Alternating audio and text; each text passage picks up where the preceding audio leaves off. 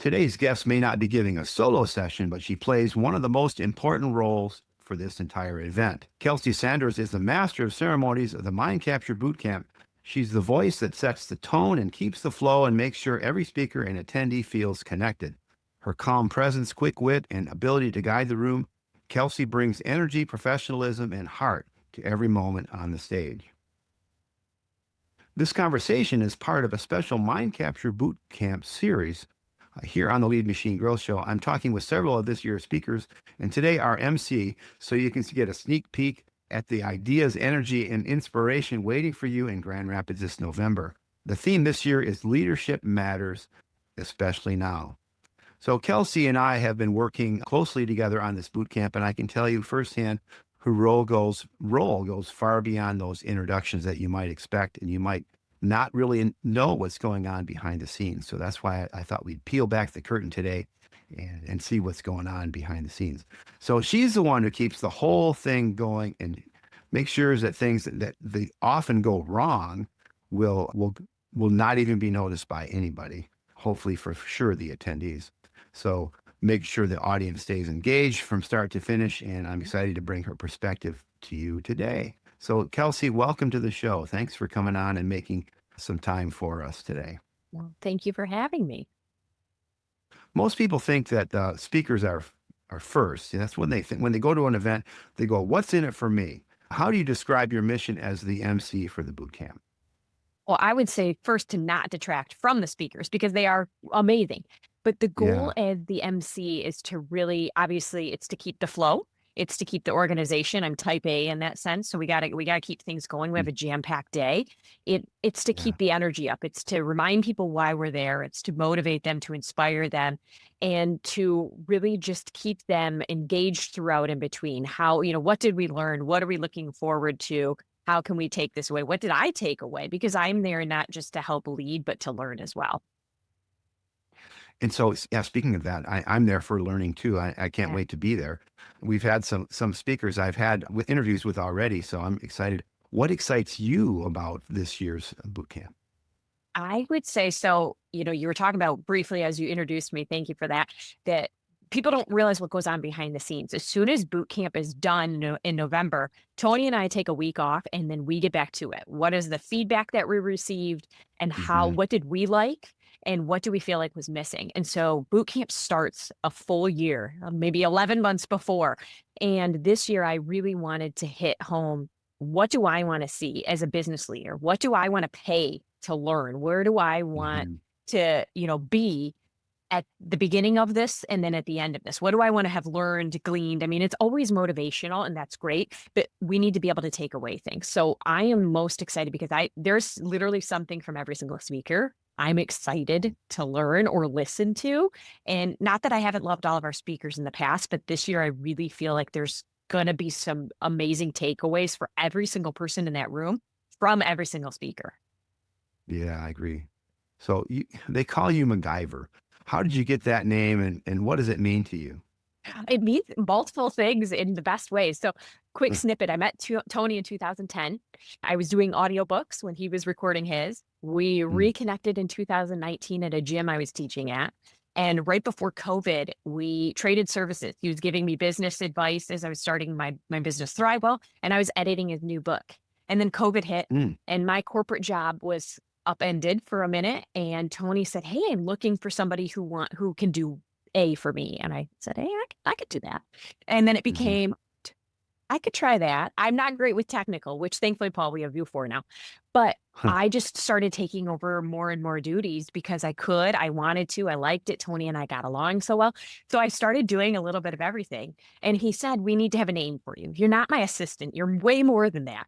And so we were throwing out names. And I said, "I used to love the show MacGyver as a kid, funny enough, the Ah, original." And he yeah. goes, "That is a great name." So I'm Mac. I am now Mac. So it means a lot of things. Yeah, yeah, gosh, and I love that show, and, I rediscovered it. You know how you if if you have time, I know you're a busy mother, but, sometimes we stumble upon old episodes of MacGyver, and then you end up Yeah. binging and watching several because they're so good, and you just go, "Gosh, how is he gonna get out of this one?" And, Yep. it's always and then he goes, "Oh, I got a jackknife, I got some got some gum and I got paperclip. Yeah, the paperclip that will cause an explosion. Yeah. So yeah, it's just Hilarious. amazing what MacGyver does. So what can entrepreneurs, leaders, and even speakers learn from the way you approach the presence and connection on stage? Well, that is a humbling question because sometimes I don't feel like I'm old enough to be looked at as a leader.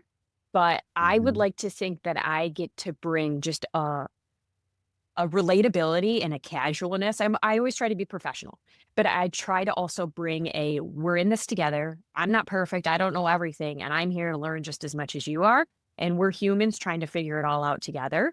And hopefully I'm relatable in the sense of I'm a mom of two. I'm busy, but I've got a business I have a passion for. So how do we figure it all out? And how do we do as much of it as we can together? Yeah.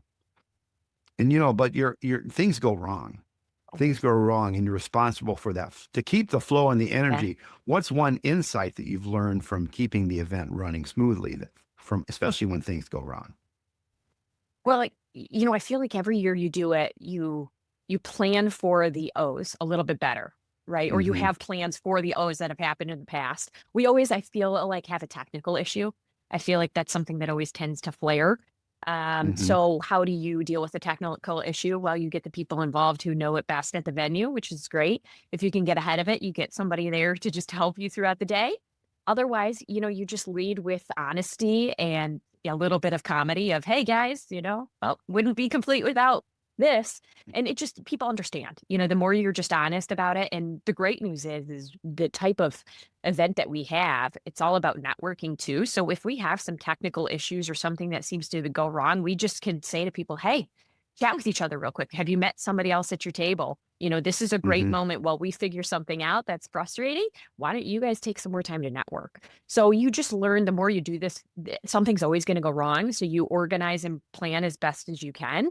And then you just are ready to pivot in whatever ways possible. Thankfully, we haven't had anything huge that we've had to pivot from in the moment. We've had some scary O's behind the scenes that have worked out by like game time, but you just figure it out and roll with it as best as you can. Yeah, that reminds me. I was just thinking about things going wrong, and I once worked for a logistics company. And Yeah. normally, you don't bring vendors and customers together, but we brought our employees, our vendors, and who service our customers because we were in transportation and courier services and things like Oh that. yeah. We brought them all to Traverse City, and we went to a resort on the lake on Lake Michigan. And I don't know if you know about weather in northern Michigan or in Michigan in general. We're both in Oh Michigan. yeah. It can be pretty unpredictable. Well, we had a power outage. We lost power on the kickoff day of it. And so we really had to we didn't say pivot back then. That was 20 years ago. We didn't say words like that, but we said, oh, you know. But so we scrambled and got flashlights and lanterns and things like that. And we were walking around in the dark in the night, guiding people to their rooms because they were staying on the resort. And it was amazing. We had hired a video photographer, we put all these events together, and we made the best of it. And I think there was more bonding going on between clients and vendors, and really some amazing things came out of it because you mentioned networking. They were sharing their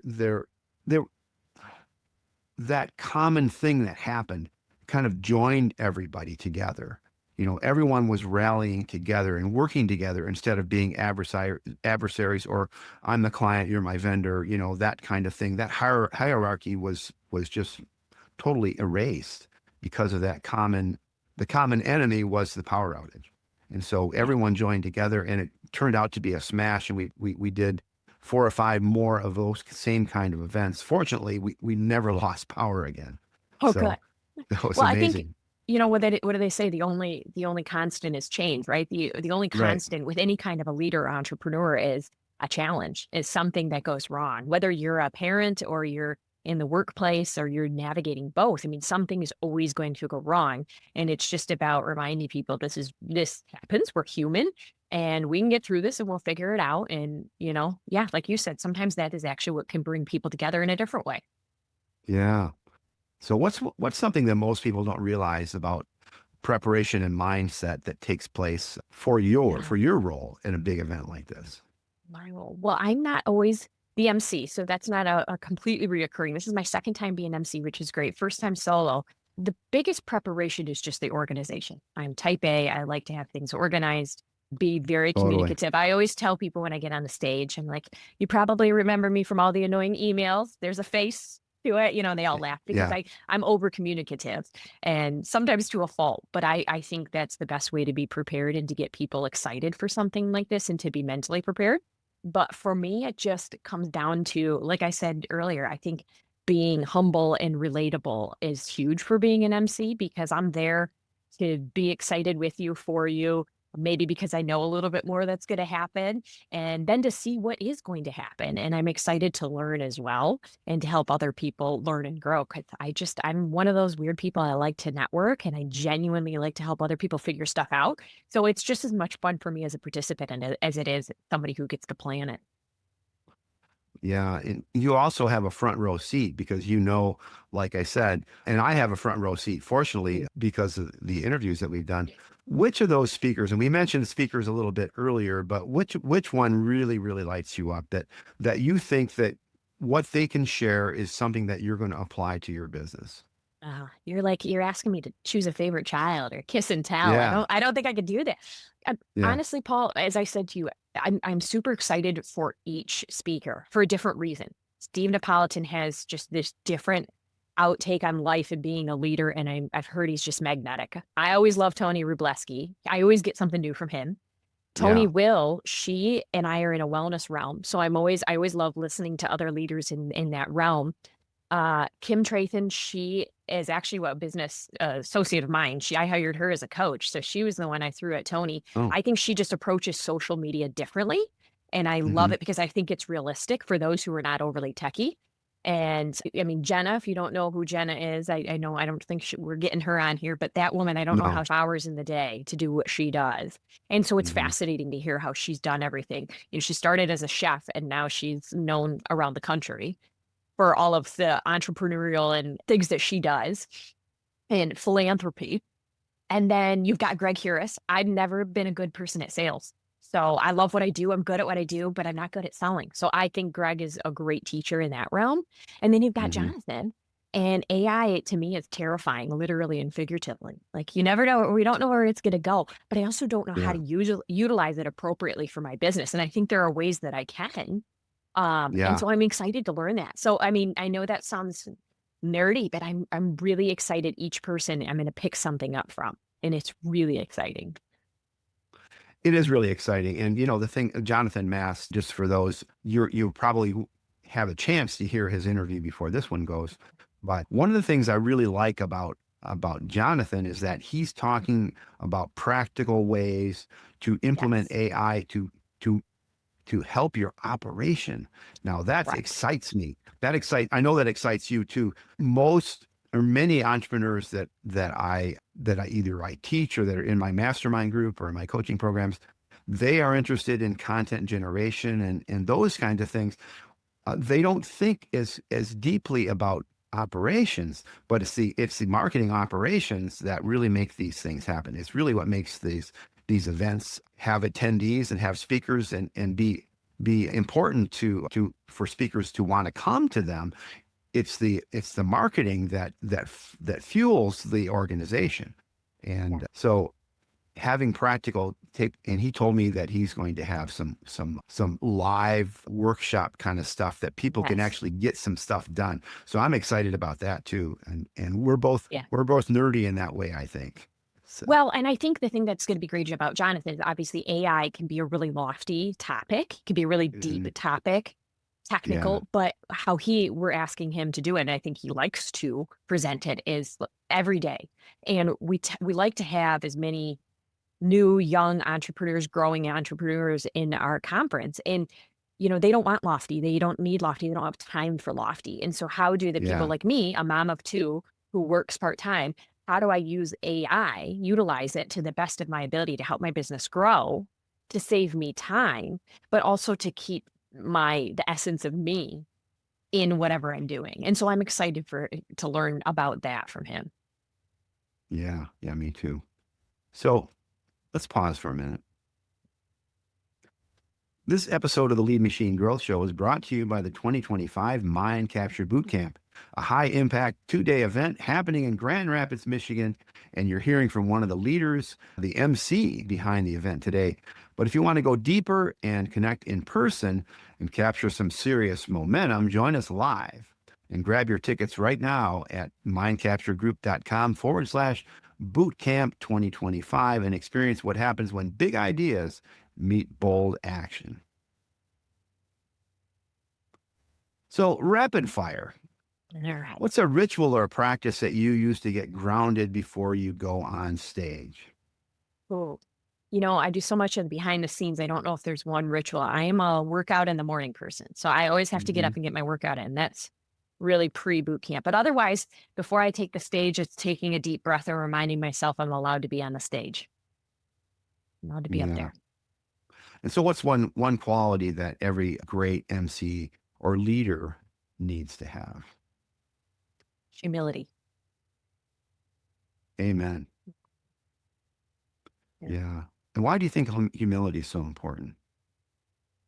Well, the best leaders that I know or I've read about, they are able to command attention and I don't want to say like command their team because that sounds a little bit like war or something, but they're able to have a team that will listen to them and follow them because they're leading with honesty, they're leading with relatability, they're leading with Hmm.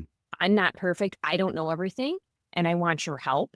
I may be good at this, and I'm going to help lead with this, but in order to become this, something bigger, we have to work together. And I'm willing to work with you if you're willing to work with me.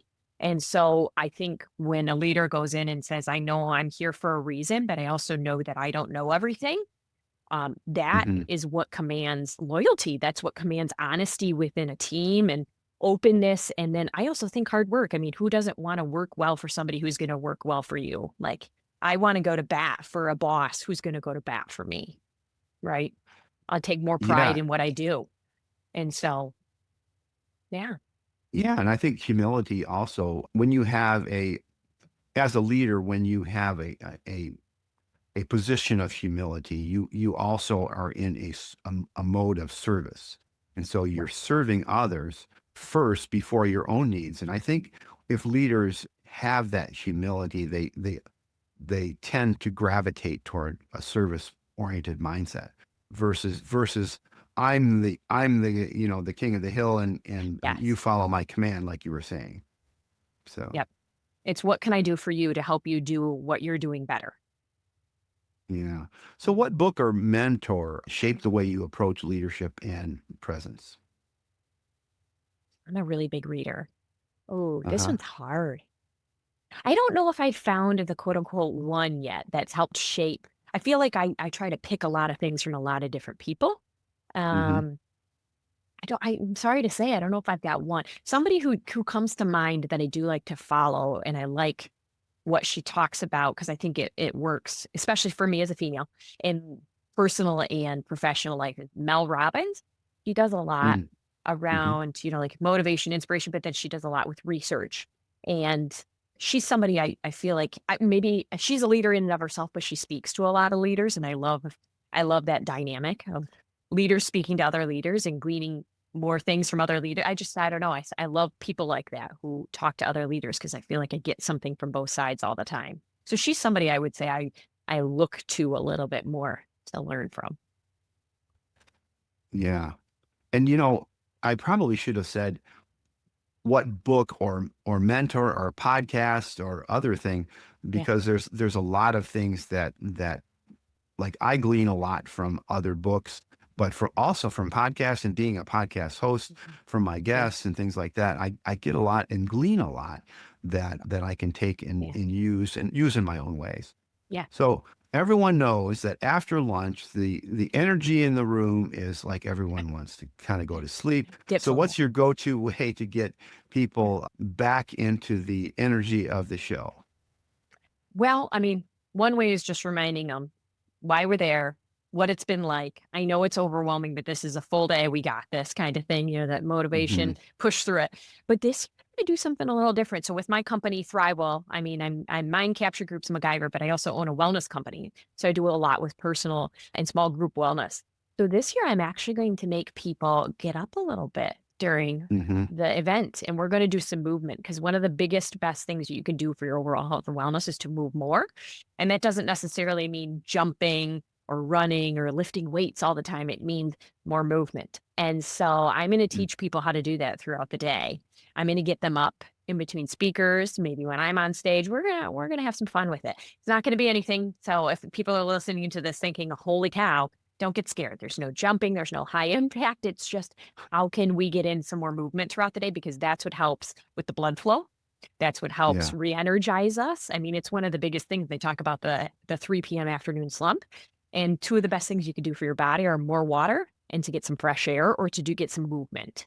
And so how do Yeah. we do that as a group? And that's where I come in. And that's what I can do is get people up a little bit and thinking a little bit differently about powering through, quote unquote, a slump. Yeah. Yeah, movement is so important in the hydration. Of course, we're gonna have plenty of water and plenty of Oh yeah. things to do at the event. So you mentioned Thrive Well. So tell us about Thrive Well, because we really haven't. I'd like for you to be able to shine and let people know what you do and how you can help them. Well, thank you. Yeah, jack of all trades, but my business outside of working with Tony is it's called Thrive Well. So I create custom wellness solutions for individual small groups and small organizations. What that basically means is I will do personal training or health coaching or create custom like long-term wellness plans. We're talking how to create new habits and stick to them to create real lifestyle change, month Uh-huh. processes for individuals.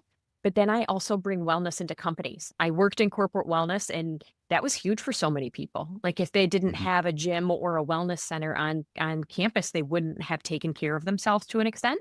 And so I break down the barrier of time and location, and I go to organizations. So I take Oh, wellness classes, I take fitness classes, I take coaching to businesses, whether it's a lunch and learn or a yoga class. I can offer those services to small organizations so they can start to uh-huh. inspire their clients, or excuse me, their employees to take care of themselves. And they're going to do that by helping them achieve that while at work. So, like I said, it breaks down the barrier of time and location and cost. So it's free usually for the employees, and then the employer pays me, and it's just an incentive for where the employees of, hey, we value you. We know that you spend a lot of time at work, and so here's something we'd like to offer you if you want to take care of yourself. Nice. And so for the solo entrepreneur out there Mhm. who may not have access to you, what are maybe a couple of tips? Like I spend a lot of time in front of the computer, and I know you're going to say move. What are some of your go-to ways to stay productive but also stay healthy? Yeah, great question. So there's usually three things I recommend every day. Start the day with water before Hmm. caffeine. Plain water. Start the day with water and then find a way to drink more throughout the day. We're not talking guzzle, but a sip here, a sip there. Some people need to email themselves or set an alarm. Do what you got to do until it becomes a little more natural. Number Hmm. two, if you work at an office, or I mean, at home too, some people treat their home, they really treat it like an office that they would go to. Pack one healthy snack, something that's really easy, low to no prep. We're talking an apple, a banana, carrots, fruits and veggies are the best. Something you Yeah. can put in a Ziploc bag or does not require prep or cleaning. That's one of the biggest Hmm. things. And then number two is find ways to get, or number three, excuse me, how to get more movement in throughout the day. So I used to do something, I'm standing right now. When I worked in corporate, I literally had books before standing desks, and I would read emails and I'd sat side to side step touch. Nothing Ah. crazy. I wouldn't do anything crazy. Sometimes I'd roll the shoulders or I'd do something with the arms just to get the blood flow up or down, whatever it meant. But just sometimes a side to side movement, or you can even curl Yeah. your heels like towards your glutes. But I would do that during certain tasks when I read emails or when I talked on the phone. Otherwise, I would sit, I had clients, I would talk to people, but I tried to stand throughout the day, or I tried to set alarms and I would try to get movement in once an hour or even some fresh air. I would try to walk to Hmm. a farther bathroom. I would try to park farther away. I would try to go to the mailboxes in the front office. And I work from home now. So can I use the bathroom upstairs? Can I Hmm. walk to check the mailbox, right? If you have an animal, like, can you walk your dog for 2 to 5 minutes versus just letting it out? People don't like Yeah. the idea of small. It feels like it's not doing anything. But if you're doing things small 10, 20 times a day, it really doesn't take that much time. It doesn't take a crazy amount of effort, and it does add up. Nice. Well, how can people find out more about you and connect with you outside of the boot camp? Yeah. Because you have a business too, so we want to make sure that people can access you.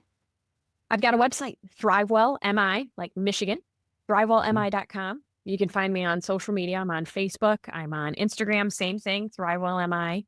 I'm even on YouTube. I've done some workout videos and some tips and tricks on there, and you can just find me ThriveWell MI or ThriveWell LLC. Sometimes you can find me under, but Kelsey Sanders, search me. Would love to chat with you. Awesome. And so why should people come and experience this boot camp live? Going back to Yeah. the theme of this show, and the purpose of this show is to highlight the boot camp. So why should people come? I believe that we need to be lifelong learners. I need to do continuing education every few years for my wellness. And even though it feels annoying, there's so much value in it. And I feel like no matter where we are in our professional career, especially if you're an entrepreneur or if you're, rising in a company and becoming more of a leader, continuing education is huge. And I see these conferences as a really fun version of continuing education. And I think in order to be a good leader, you also need to be a lifelong learner. And so being at a conference like this, you're around like-minded people, you're around people who know more than you, you're around people who know less than you, and you're around people who are experts in areas that you are not. And what better Hmm. way to be around like-minded people, learning things that you can literally put into practice, and then talking to other people about more ideas. So when we're not just gleaning ideas from speakers, we have mastermind groups where we talk to each other, individual Hmm. humans who may even be your potential customers. And how do they see what you do? And I just find that fascinating. I don't understand why you wouldn't want to come to something like that as an entrepreneur or a business leader, because I just think it is a time where you can just solely focus on that part and just enjoy taking in knowledge and motivation too. I mean, of course, at the end of the day, it's motivating, but it's just Yeah. a really great place to be around like-minded, motivated people.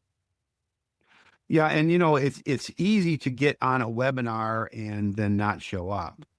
Multitask. Go or multitask, right? And not get really, you don't have that human connection in a webinar or even a summit where there is a little bit of interaction, which I've been on some of those and they're great, but there's nothing that replaces that conversation at the water fountain or at the coffee clutch where you're going to get some coffee and meet some new people. There's really nothing better than meeting people who are like-minded in person. Right. And honestly, a lot of the connections, we're proud to say this, a lot of the connections people make, they continue to stay in touch with those people, personally and professionally, because it just Yeah. becomes this, wow, I like you, your ideas are great, or whatever it is, and they continue to work with and chat with people. And we love that. I mean, we love fostering those connections. It's not selfish of, buy into mind capture it. We believe in what we do in teaching and helping other people because it's something we like to do and participate in. And we really hope you feel the same. Yeah, totally. Yeah. So you've just heard a taste of what goes on behind the mic with Kelsey Sanders live in Grand Rapids. You'll see her in action and get the full energy of the event. Grab your tickets now at mindcapturegroup.com/bootcamp 2025. I'll be there. Kelsey will be there, and we'd love to see you too. Remember, faith and action go hand in hand. So keep the pedal to the metal. Until next time on the Lead Machine Growth Show, I'm Paul Guyon and Kelsey Sanders. Thank you so much, MacGyver, for coming. Thanks, Paul. Thank you for tuning in to the Lead Machine Growth Show with Paul Guyon, where we show you how to tackle your tech, master your message, and design your dream so that you can transform your vision into reality. Remember to visit our website at www.leadmachinegrowthshow.com. And Enjoy even more great episodes like this one. Again, while you're here, subscribe to us via your favorite network. We look forward to seeing you next time on the Lead Machine Growth Show.